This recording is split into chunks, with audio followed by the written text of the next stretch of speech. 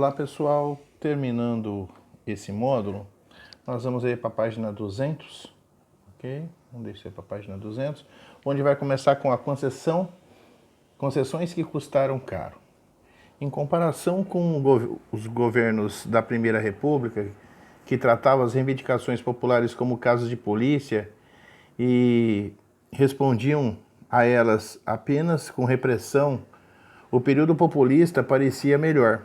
Algumas reivindicações eram atendidas e os trabalhadores recebiam agrados do governo em festas e manifestações, mas o preço a pagar foi alto. O poder centralizado em torno da figura de Vargas impediu-se o livre exercício da cidadania. O povo, desestimulado e até mesmo proibido de se organizar, tornou-se refém das vontades do governante. Vargas não hesitava em mandar perseguir os grupos políticos populares que lhe faziam oposição. Bom, o que vai dizer aí é o seguinte, que no começo, que como ele adotou o populismo, né, ele vai, de certo modo, agradar as massas, né, através de manifestações, ou melhor, de elogios e agrados, né, em meio a festas e manifestações. Porém, isso tudo vai tornar o seu governo, vai tornar o apoio do povo ao seu governo, né, condições de que ele veja em si a única solução para aquele momento e faça com que o seu governo seja mediado, ou seja, comandado ao seu bel prazer. Tá? Ele se vê livre, né, através da opinião pública, de perseguir os seus desafetos, né, de desorganizar as manifestações que poderiam ser contrárias ao seu governo e agir com mão de ferro sobre elas. Porém, em 37, né, quando as eleições se aproximam, o Vargas ele não podia concorrer. Os seus auxiliares forjaram, então, um suposto plano subversivo chamado Plano Corren. Como ele não poderia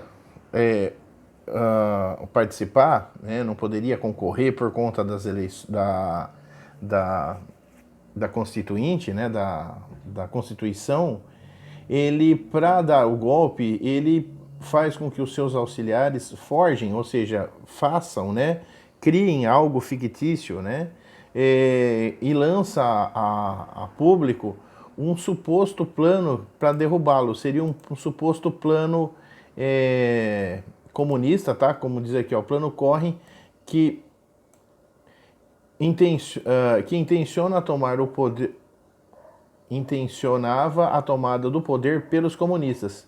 Então Vargas ele vai usar esse medo que o povo tinha do comunismo através desse falso plano para forjar o seu contínuo, né, sua continuação no poder, ok? Então essa segunda parte em que ele se torna ditador, ele vai fazer com que ele vai usar através desse plano que ele forja, né? Com esse novo governo em vista, né? Com essa novo período que ele tem de 37 a 45, ele vai poder usar da estratégia que ele teve sobre o Plano Corren, jogando em cima dos comunistas para poder, como ditador, reprimir ferozmente quem se opunha, com prisões, torturas, assassinatos, censura à imprensa, tá? Tudo isso através do pretexto de que teria havido um plano dos comunistas, que seria esse Plano Corren, né? E através desse Plano Corren que pretendia supostamente, né, de forma falsa, né, a tomada do poder pelos comunistas, ele se vê livre para poder usar isso como motivos para reprimir ferozmente os seus afetos. Quem eram os seus afetos? Os comunistas, tá? Na parte seguinte, que é o Estado Novo e os indígenas, vai dizer que ele foi o primeiro presidente a visitar uma aldeia indígena, né, que é a aldeia dos Carajás, que é lá em Tocantins. Então, o professor morou, inclusive, do lado dessa aldeia quando eu era pequeno. Eu tinha 3 para 4 anos, eu morei próximo a essa aldeia aqui dos Carajás, do lado da Ilha do Bananal, ok? Ele, com essa visita, né, ele torna essa visita em meio a um discurso, tá, de construção de um país, olhando o índio como sendo um elemento da cultura nacional, um elemento da formação do povo brasileiro. E vai ser propagado pela imprensa, né, pelo departamento de imprensa aqui, ó, o DIP, como sendo, né, um povo de genuinamente brasileiro. Nesse período ele vai criar o quê? Ele vai criar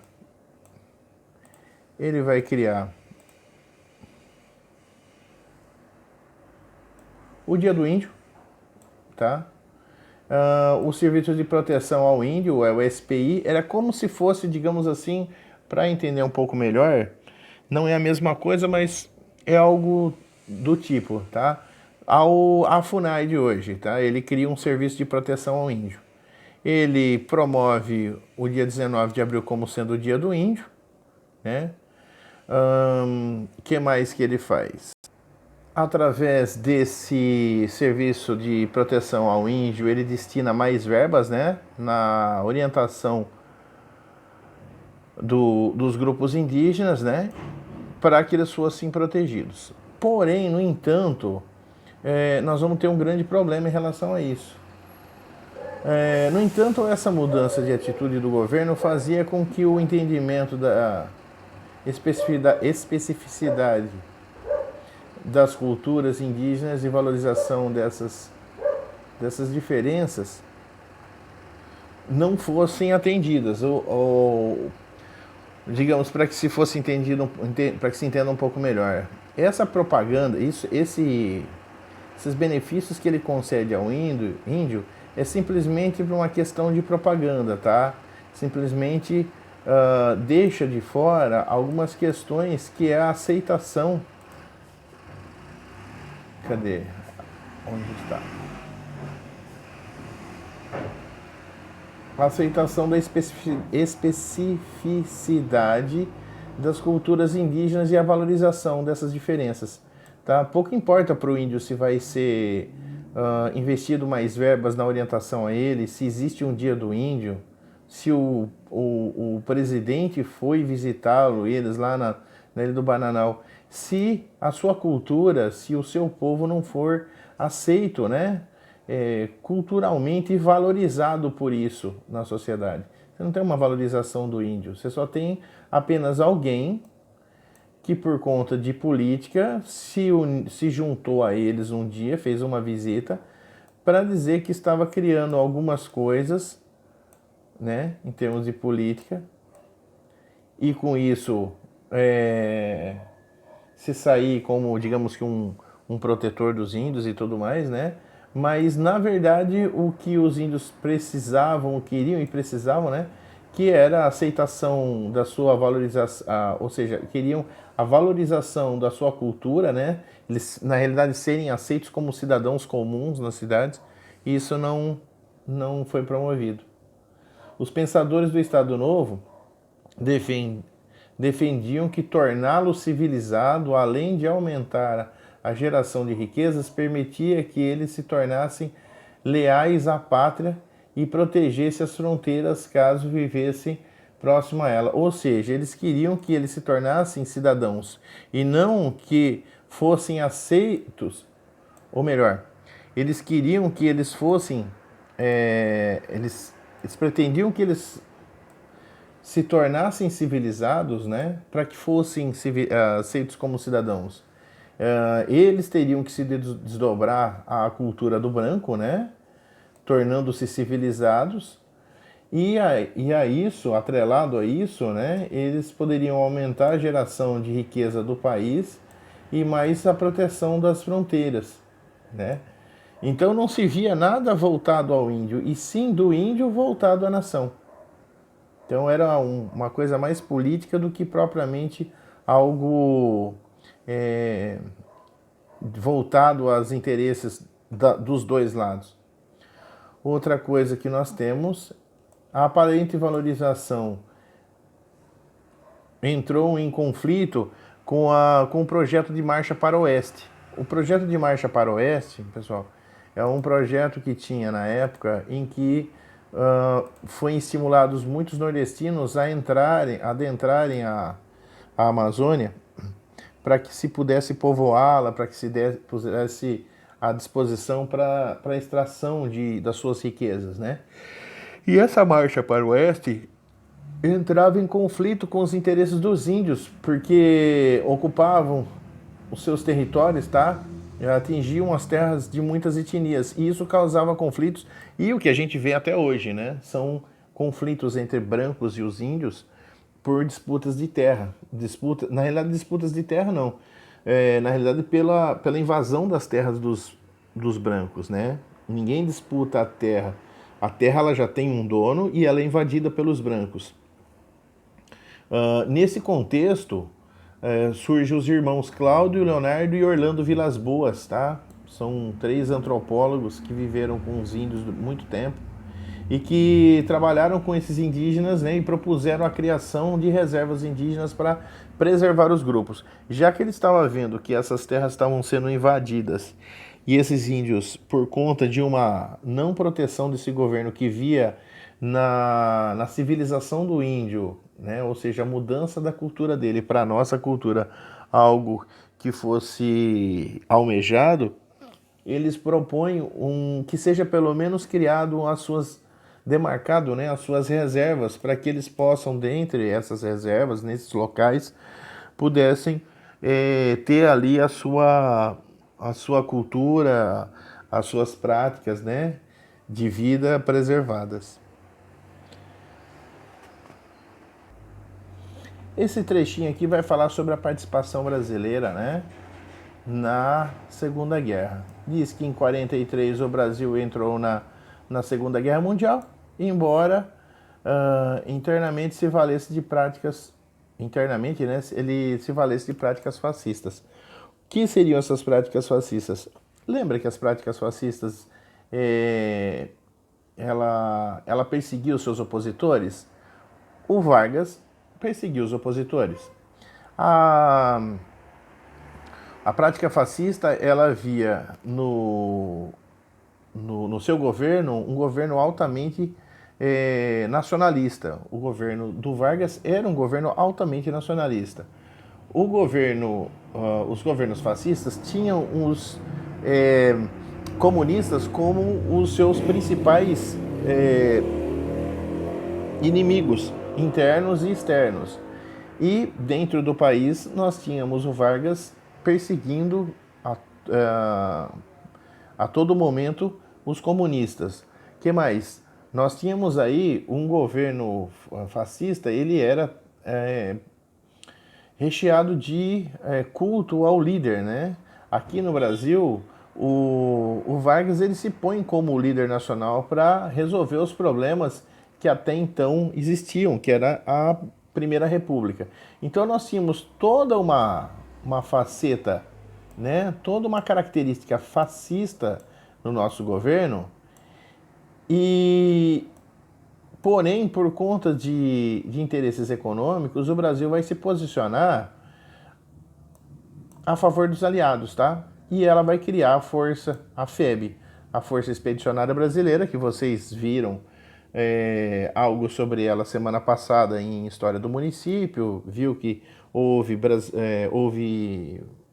presença de itapolitanos nesse conflito, e ela vai entrar em conflito mais especificamente depois do naufrágio, né? Naufrágio ou explosão, sei lá, de 19 navios brasileiros que foram abatidos, né? Foram derrubados, afundados por submarinos alemães. Os alemães eles vão montar uma base lá no Rio Grande do Norte, uma base aérea, onde comandariam as ações do Atlântico. Foi uma posição estratégica. O Brasil ele serviu como uma posição estratégica para essa defesa, né? E Olha aqui, tá aqui o que eu falei sobre o Brasil romper relações com o eixo, né, com a Alemanha e os países do eixo. É, outra coisa, a FEB ela foi criada, o Brasil entrou na Segunda Guerra Mundial por alguns interesses econômicos. Ou seja, as pessoas que. As pessoas não. E recapitulando. O Brasil, ele nesse momento, ele não tinha nenhuma siderúrgica, tá? Que produzisse aço. E como isso era extremamente necessário para que um país pudesse se desenvolver e tornar um país desenvolvido na questão industrial, ele precisaria ter uma siderúrgica. Então, em troca da CSN, que é a Companhia Siderúrgica Nacional, o governo cedeu homens, né, para que lutassem na guerra. Então, a partir do momento que o Brasil entrou na guerra, após o conflito, foi criado no Brasil, através de financiamento dos países, no caso dos Estados Unidos, a CSN. Vai falar aqui também que nós tínhamos aqui no nosso país muitas agremiações, clubes e tudo mais que eram dessas colônias, né, de origem japonesa, de origem italiana, de origem alemã e tudo mais, que vão ser confiscadas, tá? Algumas vão ter que trocar de nome, cores e tudo mais para que não deixem de existir, né? Uma delas é o Palestra Itália, né, que a gente conhece aí como Palmeiras, que precisou sofrer uma mudança. Olha, eram as cores da bandeira da Itália e ela passou a ser um símbolo totalmente diferente. Trocou de nome de Palestra Itália para Palmeiras, né? No caso, nós temos o Cruzeiro Esporte Clube, que era esse símbolo, tá vendo? A mesma cor, ó. E ela tem que mudar para não sofrer esse problema. Houve um clube em São Paulo, um clube chamado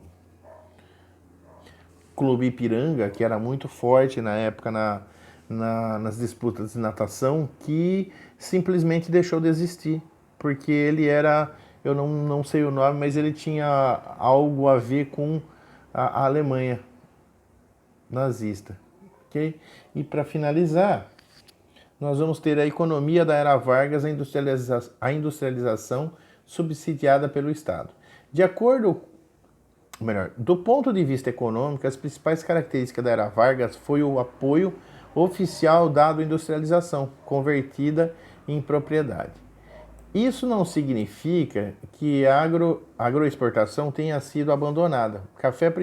Café, principal produto da economia nacional, continuou merecendo grande atenção logo após a Revolução de 30. Como muitos setores econômicos dependiam do capital advindos da exportação, o governo comprou e queimou excedentes desse produto para evitar uma baixa nos seus preços. Isso pode parecer uma repetição do que aconteceu durante a Primeira República. No entanto, durante o governo Vargas, os cafeicultores foram impedidos de fazer novos plantios e tiveram de arcar com parte dos prejuízos. Bom, nós temos aqui, ó, a industrialização sendo bancada pelo governo, tá? Ele deu um apoio muito grande, um apoio maciço, tá? À industrialização. Por quê? Porque um dos grupos que o apoiou, lembra que eram as oligarquias industriais? Então, pessoal, quem quer rir tem que fazer rir. Então, no caso dessa galera da industrialização, o apoio que eles tiveram pós a Revolução de 30 foi em detrimento ao apoio que eles deram. Eles queriam políticas que fizessem eles produzirem mais e vender mais, esse apoio foi dado. Isso não significa que a agroexportação, ou seja, o agronegócio, que a gente chama hoje, tá? O cultivo aqui no caso do Brasil e principalmente da nossa região aqui de Itápolis, Ribeirão, de Ribeirão a Itápolis aqui, o café era muito produzido. Nós estamos falando da nossa região, ok? Esse período aqui diz muito a nossa região do café aqui, que por conta da alta produção e baixa compra, mesmo ele exportando muito, essa sobra esse excedente de produção ia fazer com que os preços caíssem, tá? O que fazia o governo? O governo comprou ao preço da época, mesmo baixo, e queimou o excedente.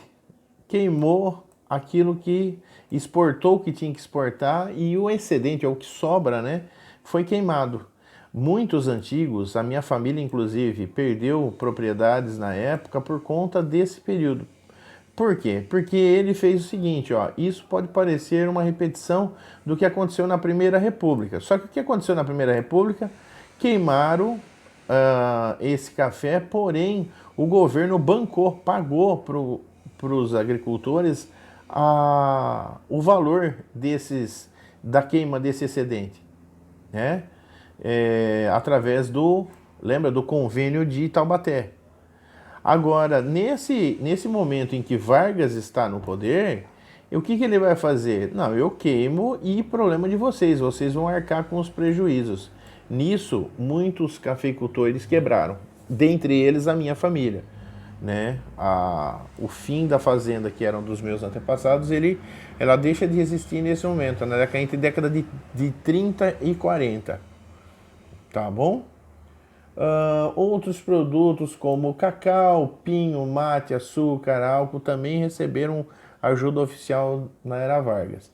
Criaram institutos para cuidar de diversos produtos, como o Instituto do Cacau da Bahia, o Instituto do Açúcar e do Álcool, o Instituto do Mate e do Pinho, entre outros. No entanto, a tese da vocação agrícola brasileira cedeu lugar ao tema da modernização, por meio da industrialização do país. Essa década de 30, os investidores em indústrias eram oriundos principalmente de empreendedores particulares. A partir de Vargas, o governo tornou-se parceiro das indústrias e buscou-se produzir aqui parte do que até então era importado. Lembram-se que os industriais, os burgueses industriais, eles queriam, tanto eles quanto a classe média queria que o Brasil produzisse mais, importasse menos, produzisse cada vez mais para que se exportasse mais e importasse cada vez menos. E isso foi conseguido nessa era Vargas, tá? Foi conseguido através do quê? Através de uma parceria. Isso a gente chama de subsídio. Quando o governo entra com uma parte, com um investimento, ou com um dinheiro, ou com um empréstimo, né? Na área de produção. Tá? O Estado investia nos setores de infraestrutura e de base que exigiam... Opa! Perdi aqui que exigiam os maiores investimentos, o que eram essenciais para permitir que as indústrias de bens de consumo funcionassem. O que são infraestrutura? Aumentos de estrada, melhores estradas, que mais? Produção de energia, né, com construção de maiores hidrelétricas, produção de aço, né? Os países precisavam, as indústrias precisavam de matéria-prima para produzir, as que usavam aço, por exemplo, e precisava importar esse aço através da CSN. Depois da década de 40, você vai ter aí uma indústria montando em série, né? Principalmente veículos. A gente vai ver isso lá depois, não na era Vargas, mas na era Kubitschek, que o Brasil era quase que autossuficiente na produção de aço de primeira linha para poder montar produtos que essa indústria que estava aumentando pudesse produzir, tá?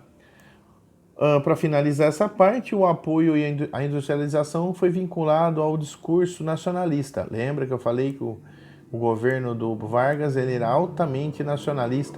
Tratava-se de assegurar a soberania da nação, tornando-nos tornando-nos dependentes, soberania da nação, tornando-a menos dependente de outros países, certo? Essa parte a gente vai pular, vocês leiam, mas ela vai falar sobre a formação em si das indústrias, tá?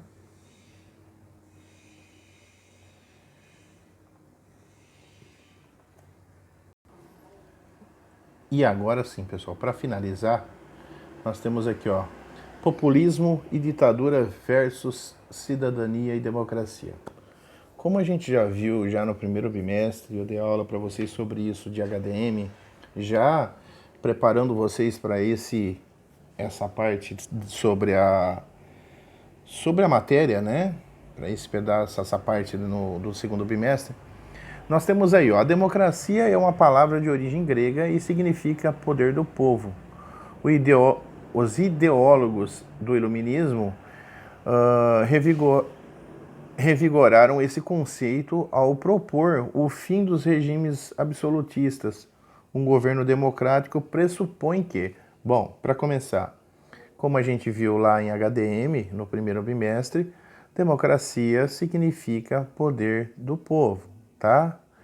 Demo, povo, cracia, né? Poder. E o que ele vai pressupor que um governo democrata tenha, né? A exigência de leis que regulamentem a relação entre indivíduos e os grupos de modo que todos possam ter seus direitos preservados, tá? Então, todo governo democrático, ele tem que ter leis que garantam, né, a todos os direitos a todos os indivíduos, tá? Ou grupos de indivíduos, ok? Nós temos tanto indivíduos como grupos de indivíduos separados em leis específicas, tá? Uma coisa é a sua lei como cidadão e uma lei como é que fala? Um direito, né? Seu ou um dever seu como cidadão ou como um membro dentro de uma sociedade. Em dois aqui, segundo pontinho, a possibilidade de que as leis sejam elaboradas por representantes de todos os grupos sociais. Quem são esses representantes? Né? Cadê? Quem são esses representantes desses grupos sociais? Os representantes nada mais é do que o legislativo, ok? O legislativo é o órgão ou é a divisão, digamos, do poder cujo os seus membros, né, ou no caso de uma instância municipal é a Câmara dos Vereadores. Numa esfera estadual nós temos a Câmara dos Deputados estaduais e numa esfera federal são a Câmara dos Deputados Federais, perdão, eu falei agora há pouco dos deputados federais, os deputados estaduais, numa esfera superior, que é a esfera federal, nós temos a Câmara dos Deputados Federais, que é a Câmara, a gente chama de Câmara Baixa, e a Câmara Alta, que é uma Câmara reguladora, né, regulamentadora, que é a Câmara do Senado. Essas três esferas, federal, estadual e municipal, são os órgãos, né, cujos os representantes de todos os grupos faziam o quê? Eles elaboram as leis, né, para que elas possam serem úteis e favoráveis a quem os elegeu, a toda a população. Nem todas as leis agradam a todos, mas se elas forem feitas por representantes do conjunto da sociedade, são maiores as chances de atenderem a uma média de interesses coletivos e aí ser respeitada por todos, tá? Outro ponto, a existência de governantes que sejam eleitos pela população e respeitem as leis as quais devem estar acima da vontade pessoal. Não é porque um representante tem um interesse em particular que vai contra todos os interesses de quem o elegeu, ele vai tomar partido a favor aos seus interesses particulares. Não. Antes a vontade está na vontade soberana de quem o elegeu, está acima, inclusive, essa vontade do que sua vontade pessoal.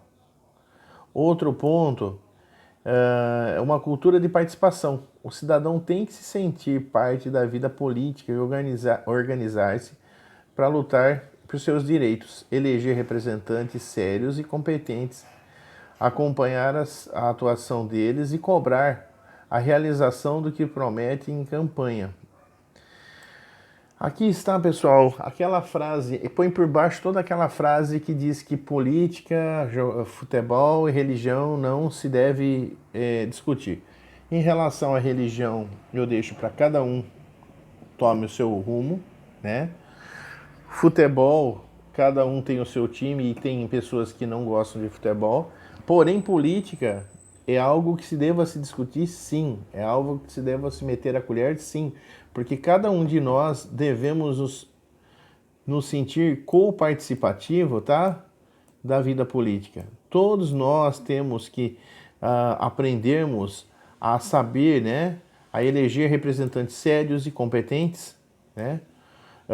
Acompanhar atuações deles, cobrar as realizações do que prometeram em campanha.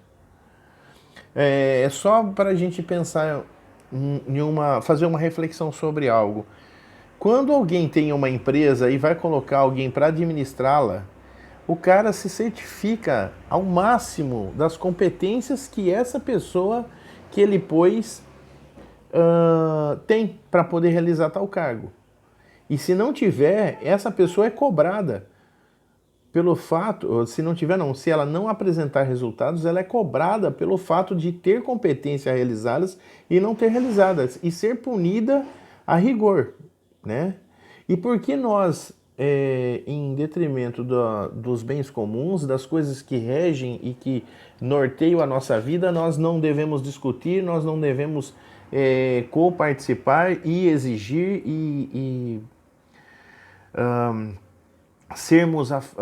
estarmos sempre em cima disso, né? Estarmos sempre conhecendo, cobrando essas coisas, essas pessoas que nos representam, tá?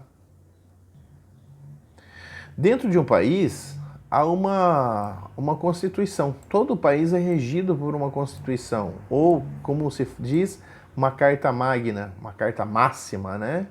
Que é um conjunto de leis de um país e que todos os cidadãos civis, militares, membros do judiciário, do legislativo e executivo têm de obedecer. Todos, todo mundo, seja nascido nesse país ou de outro país, quem quer que seja, viveu naquela jurisdição, viveu dentro dos limites do país, dentro das fronteiras daquele país, ela deve obedecer a essas leis, tá?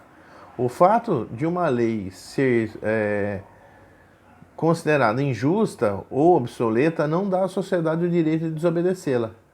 Antes disso, que a gente exija para que o poder legislativo modifique essa lei do que passar por cima dela, porque senão isso vai justificar para que passamos sobre qualquer outra, porque o que pode ser injusto para você pode não ser injusto para outros, entende?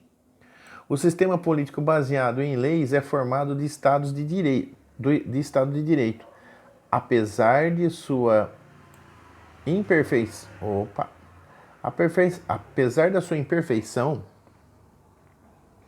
tem ainda sido considerado a melhor forma de organização política, tá? Que por mais que seja ainda deficitário toda a nossa democracia, todo o estilo de escolha dos nossos representantes, ainda assim é a melhor coisa que se existiu, que se organizou até hoje na nossa sociedade mundial, tá? Nele as pessoas podem se organizar, lutar para melhorar as suas condições de vida, substituir membros do legislativo e do executivo que não atendam às demandas populares, lutar por leis melhores, ter seus direitos legais respeitados, ver quem cumpre as leis ser punidos. Esse conjunto de práticas e direitos é chamado de cidadania, pessoal. Então é de extrema importância que cumpramos as leis, exijamos quem não cumpre que as cumpram, tá? Escolhemos os nossos representantes, cobremos os nossos representantes, exijamos as mudanças das leis quando devemos, quando assim for necessário, e que também nós, independente da nossa vontade, cumpramos todas as leis pré-determinadas. Tá? Uma coisa que é muito ruim em relação a isso é o populismo, tá? Que ele desrespeita a cidadania, porque nele a população não atua como sujeito ativo do processo político. Ela vai ver sempre aquela pessoa ao qual se tornou popular e usou do populismo para alcançar poder, alguém divino, alguém que não mereça ser contestado. E isso extrapola e passa por cima do interesse de outras pessoas que possam não ver com os mesmos olhos que nós, sobre essa mesma pessoa, sobre esse mesmo governante, sobre esse mesmo representante. Ok? Ficando por aqui, encerrando esse capítulo todo, são 2, 3 vídeos aí não muito curtos, tá? Porém, foi necessário para o momento, ok? Um grande abraço a vocês e até o próximo vídeo.